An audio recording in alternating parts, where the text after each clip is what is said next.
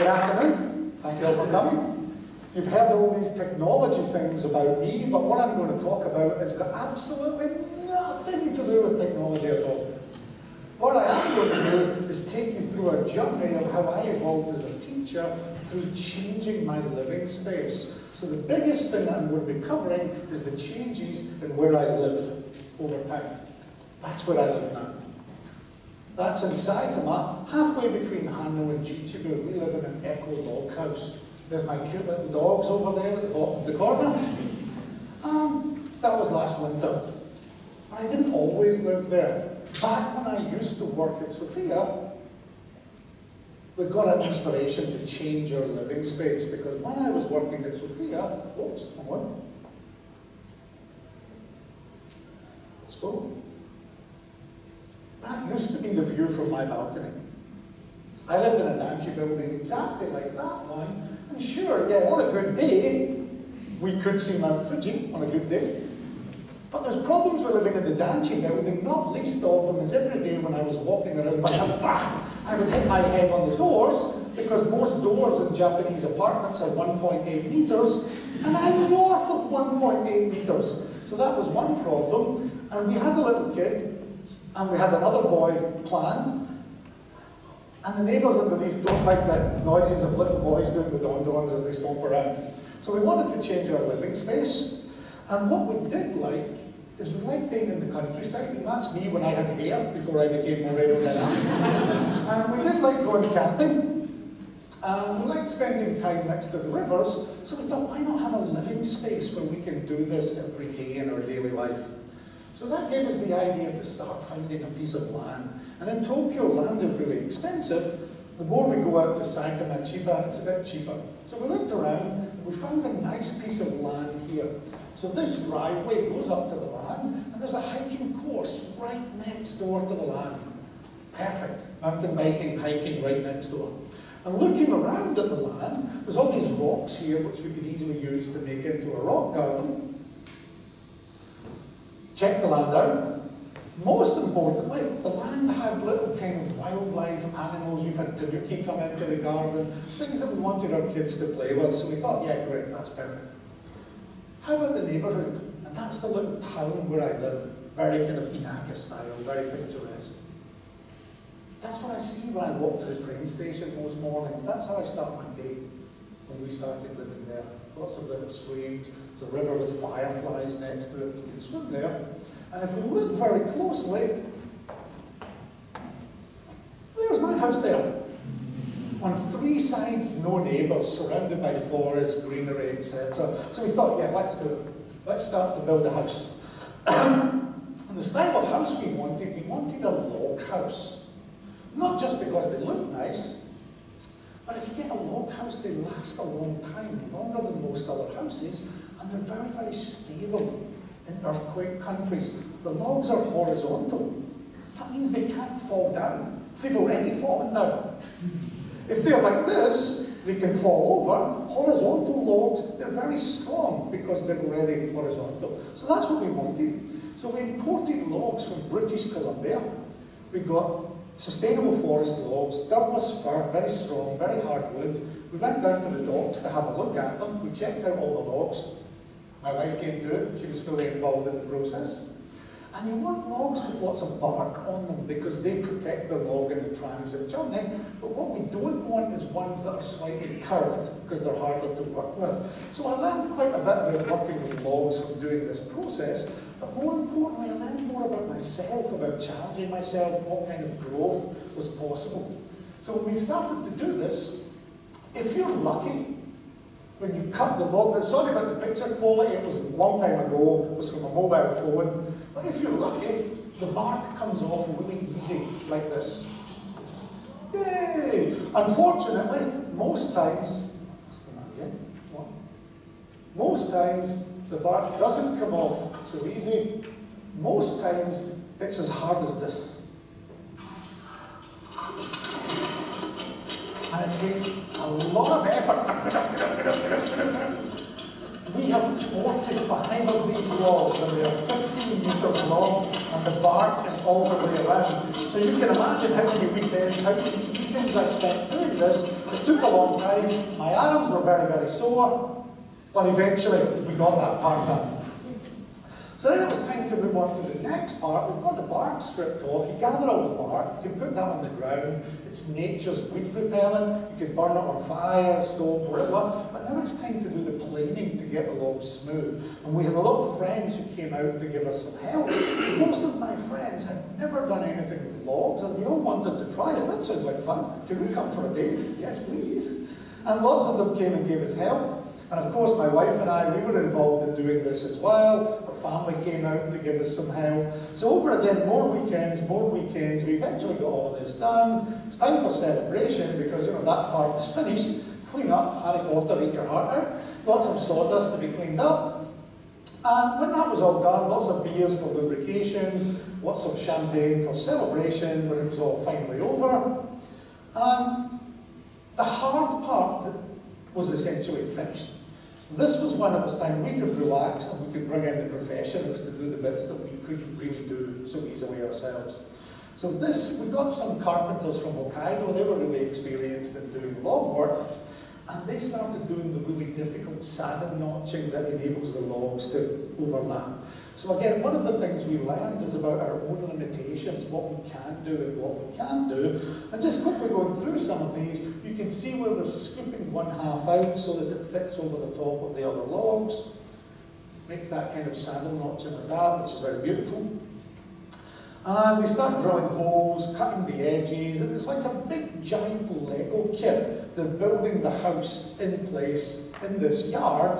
They're putting steel beams through to hold it in place, and over a period of weeks we can see the house starting to take shape there in the yard.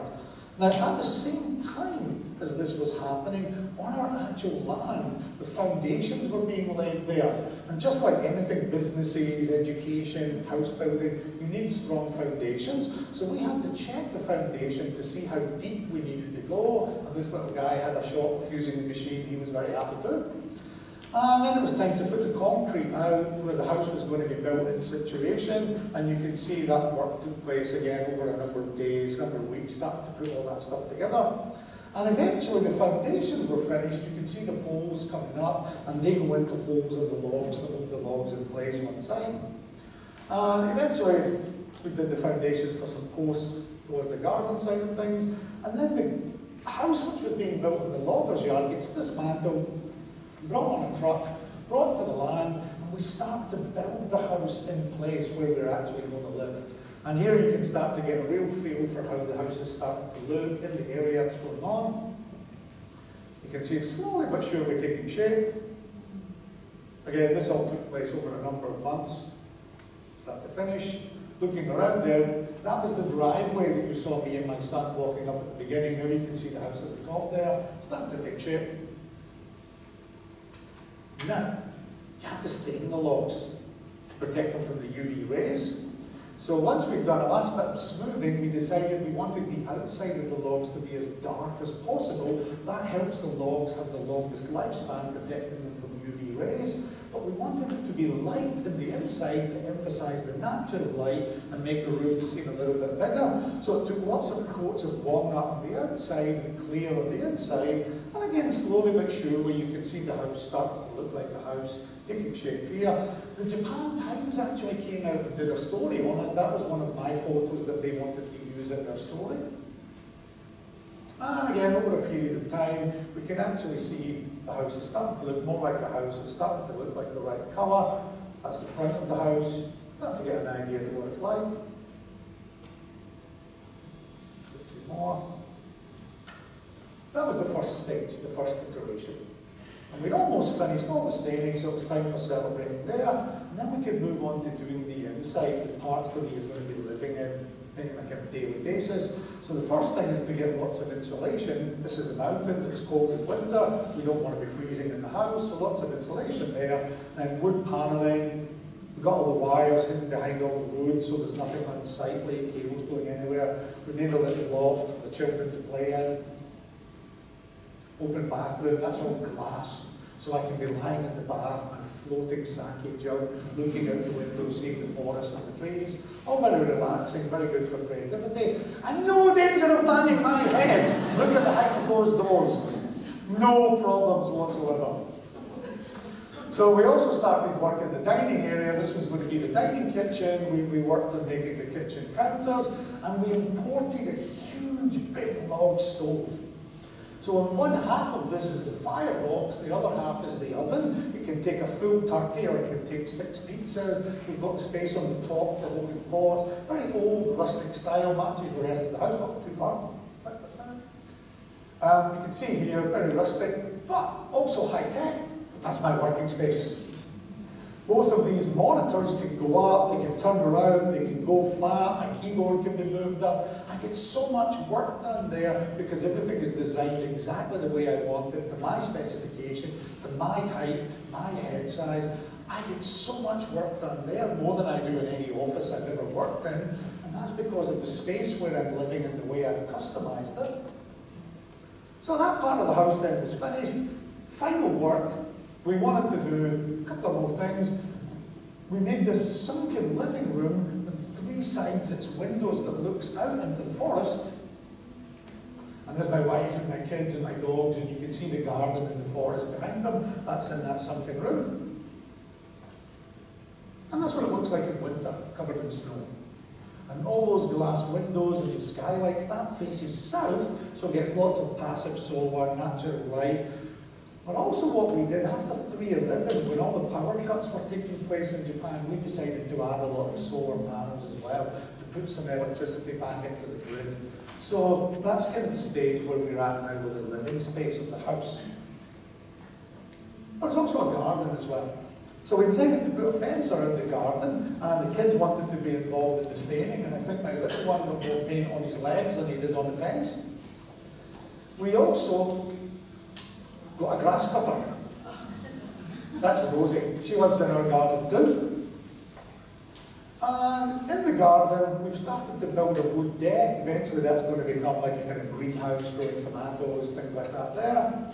And you can see looking the other way, the deck's not finished yet, but eventually we will extend the deck all the way around the house. But it's only partially done at the moment. That's the back of the house there.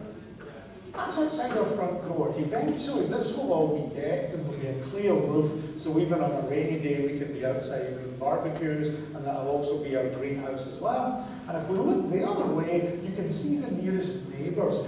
Even the upstairs of their house is lower than our garden, so we have tons of privacy, which is good if you've got kids running around. And that's the back of the garden, Rosie's area. Got lots of flowers there, but unfortunately the low ones all got eaten. Rosie eats anything. In winter, that's looking down the driveway, you can see we get a lot of snow. Now remember I told you there's a hiking course right next to our house. This is what happens in winter. Oh, that's right next to our house. That's 30 seconds walk from our house. And we have that in winter. They're obviously very happy. Even with all that kind of stuff, most winters we get some snow, more than enough to do that most of the time. Now, it's not just the kids who have fun, I actually had fun living there as well. Big boys' toys. But my kids have also got these too. So in the driveway, we practice firing our arrows in the driveway, making sure the dogs and the goat are very far safely on the other side of the house. So overall, we think with almost everything we've done, we think we've really hit our targets. We wanted to have a space for the kids to grow up in where they could run around. We wanted to have a space where they could see animals and wildlife. We wanted to have a space where we can grow our own vegetables. We wanted to have a space where we didn't need to worry about kids noise and annoying the neighbours. We wanted a space where I don't bang my head every day. I wanted a productive workspace for what I could do in my life. So we think pretty much we've hit all those targets, and even nearby, they're quite happy too, and even nearby, the bottom of the hill, we have a river that we can swim in summer. And if we look very closely here, some of my friends came out to visit for a barbecue. You you can see one of my friends is about to jump off the rock. He's thinking about that. He's thinking about that. It's about 2 meters deep, the water there. So you can swim around there. That's about 4 meters high. And if we look very closely, in the middle you can see someone with 2 pointy ears. And right behind the pointy ears, that's me. But all that splashing around in the river, when we come back to the house, it's time for a hard-earned rest. It's hard work being a dog, sleeping in a river. So, we've got everything going on here. What's the conclusion from all of this? Well, essentially, I get up in the morning and I go out on my balcony. That's the view I see from my balcony. I step outside onto my deck. That's the view I see on the deck. Going around to the driveway to go to work, that's again what I see. The end of the driveway, we have these mountain sakura trees there. Even my train station, that's the view I see when I'm at the train station waiting for my train every day. Living in that natural surroundings feeds my creativity. Before I lived there, I was working here, just doing what normal teachers do. After moving there, going through the creative processes of building that house over and 2007 to today, a number of things happened to change in my professional career. They fed into how I do things, the kind of things that I do, and this is what happened. In 2013, I actually won the Apple Distinguished Educators competition in Japan. And a little bit after that, same year, I also got a number of things from Google Educator, Yeg Leader came 2014, the Trainer. 2013, I also won the Google Innovator competition. And I'm convinced that it was my approach to the house building, to not giving up, to challenging ourselves, to doing all of those things, that carried over into my professional life, to not give up. I remember working in a lot of Japanese universities. Many of them don't have Wi-Fi. When I worked here, there was no Wi-Fi there. Challenging, never giving up. That got brought over into my teaching career, and it was rewarded by a number of those things. And especially the rewards that came from my students who've said they really enjoy the classes, they're engaging and they're challenging. So going through that process really helped me grow as a teacher. It helped me certainly live in better living surroundings. So the one thing I'm going to leave you with after all of this is, what are you waiting for? What challenge are you going to bring into your life? Whether it's just changing how you live, where you live, what you do in your life, those changes have big effects on other parts of your life. Don't wait. Get started. And with that, I'm almost out of time. I'll stop there. I'll get to the drinks. Thank you for listening.